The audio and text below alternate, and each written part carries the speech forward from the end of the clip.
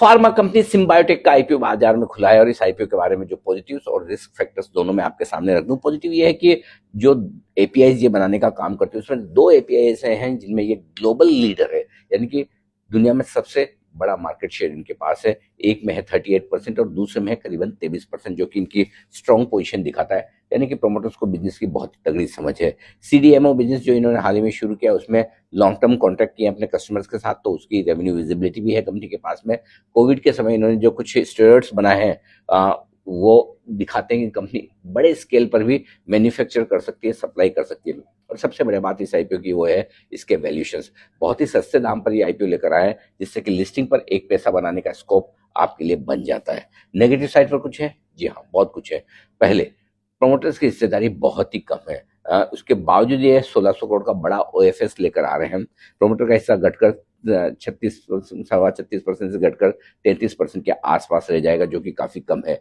सिर्फ 150 करोड़ के आसपास का इशू है, छोटा इशू है।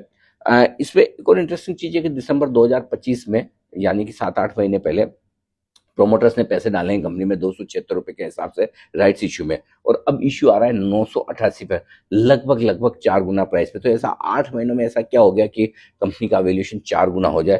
थोड़ा सा ये वैल्यूएशन जो बढ़ा हुआ है वो क्वेश्चन मार्क करता है। साथ ही जो राइट्स इशू में जिन दूसरे इन्वेस्टर्स ने उस समय नहीं लिया, वो भी एक क्वेश्चन मार्क करता है। एक और बड़ी बात है कि इनके लीड में जो है मोतीलाल ओसवाल, उनका एक फंड है, वो फंड भी इस आईपीओ में अपने ऑफर फॉर सेल में शेयर बेच रहा है। इनकम टैक्स से रिलेटेड कुछ 50 करोड़ के इनके जो मामले हैं वो पेंडिंग है।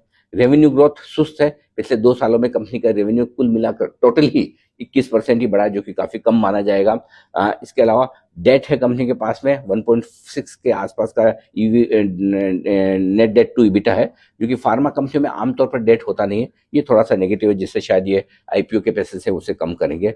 ऐसे में हमारा ये मानना है कि कुछ नेगेटिव है, प्रोमोटर्स की हिस्सेदारी कम होना कम पसंद है, लेकिन वैल्यूएशंस आकर्षक है और ग्लोबल लीडरशिप है 2 प्रोडक्ट में। तो ऐसे में एक फार्मा शेयरों के मूड माहौल को देखते हुए एक अच्छा लिस्टिंग गेन बन सकता है। तो हमारी ये राय होगी, अच्छे लिस्टिंग गेन के लिए आप इस आईपीओ में पैसा लगाएं और लिस्टिंग पर प्रॉफिट बुक करके निकल जाएं।